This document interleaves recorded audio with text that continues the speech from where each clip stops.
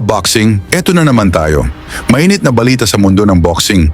At kung fan ka ni John Riel Cuadro Alas Casimero, siguradong mapapangat ka sa tuwa. Isa sa mga laban na gustong itulak ng kanyang dating promoter ay ang posibleng bakbakan kontra kay Luis Nery.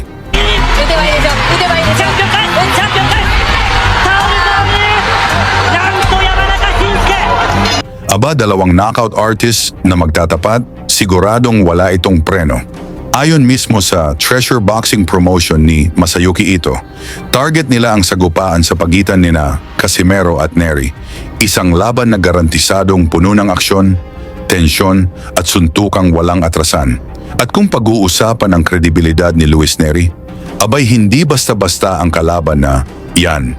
Isang dating world champion na minsan nang pinabagsak ang monster na sina Naoya Inoue. Oo, natalo siya sa laban na yon, pero pinatunayan niyang may pamatay din siyang bitaw. Nitong Pebrero 2025 lang, muling umingay ang pangalan ni Nery matapos niyang patulugin sa round 7, ang Hapon na si Kyosuke Kameda, isa na namang patunay ng bagsik ng Mexicano. Hoy, como duele el cuerpo. ¡Ay, misil! ¡Ay, olor a pólvora! ¡Se va a terminar la pelea! Pero teka, syempre hindi rin nagpahuli si Cuadro Alas. Sa kanyang pinakahuling laban sa Japan, sa mismong harapan ni Naoya Inoue, pinabagsak niya ang Mexicanong si Saul Sanchez. Isang malinis na panalo na nagpatunay na handa na si Casimero kahit pa sa balwarte ng kalaban ng sagupaan.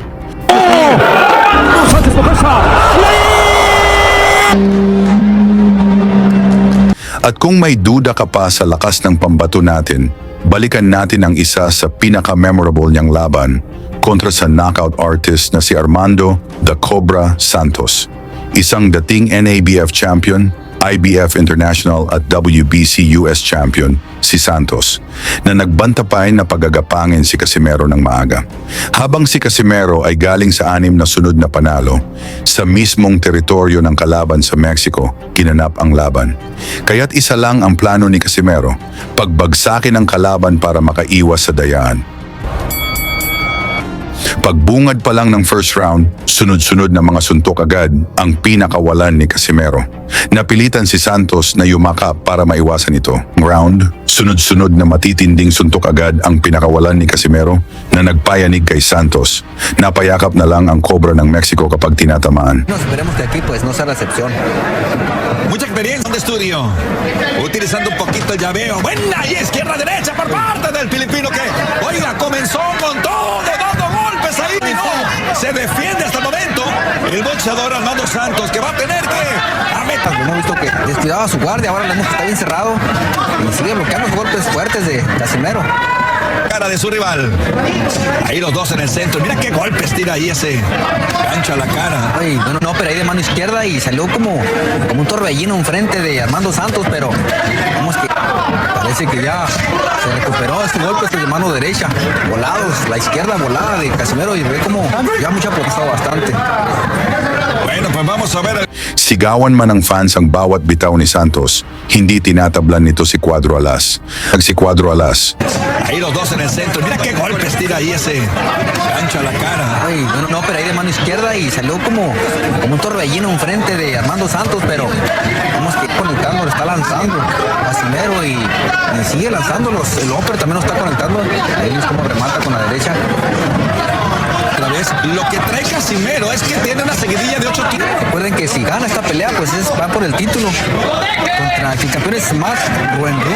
Es tiene lo suyo, ya lo manda para atrás con esos volados de mano izquierda. El cuerpo sigue conectando los Santos. Sí, por eso está Run es el campeón de Tailandia, un nombre medio raro, Matt Ruenrum. Sí. Pero aquí vemos que están en pelea de eliminatoria. Sí, el eliminatoria, sí. Los dos quieren ese título, por eso están peleando pues con todo. Sobre todo el filipino, que salió lanzando muchos golpes. Que también Armando Santos tiene lo suyo, ya lo manda para atrás con esos volados de mano izquierda. El cuerpo sigue conectando los Santos. Sí, se está recuperando Santos. Por eso está tratando ahí de conectar sus mejores golpes para finalizar este Hanggang sa isang napakalupit na kaliwa ang bumagsak sa panga ng Mexicano, diretso sa canvas. Tumayo pa si Santos pero halatang lutang pa ang kaluluwa. Simón Betón de su rival, lo manda a la lona.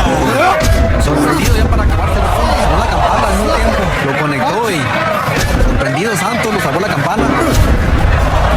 Automáticamente es un round 10-8 para la esquina roja donde está Gabriel Casimero. Salió decidido, salió al calor ardiente. Betón de su rival, lo manda a la lona. Sorprendido ya para acabarse el round. Sonó la campana al mismo tiempo. Lo conectó y sorprendido Santos lo salvó la campana. Second round, dito na nagmistulang bulati na binudbura ng asin ang Cobra ng Mexico. Abajo, ópera la cara, gol. Se la lona Santos. Yo pienso que se acabó la pelea, Samuel. Mis amores, pienso que ya no se va a recuperar. Isang sunod-sunod na combo mula kay Casimero, diretso sa panga. Bagsak ulit si Santos. Gusto pa sanang bumangon pero pinigil na ng referee para di na lalong mapahamak ang kanilang kampyon. Panalo si Casimero via second round technical knockout. Isang matinding paalala na may apoy ang kamao ni Cuadro Alas. Sa ganitong performance mga kaboxing, posible pa kayang maging world champion muli si Casimero? At kaya ba niyang pabagsakin si Luis Neri at isunod pa sina Oya Inoue? Ilagay na ang opinion mo sa baba at huwag kalimutang banggitin kung taga saan ka para malaman natin kung hanggang saan na umabot ang videong ito. Lagi niyong sundan, huwag magpapahuli. Pag-usapan ni bakbakan, balita niya at laban. Mga Pinoy na di nagpapagapi. Salamat sa mga suporta na lagi nandyan.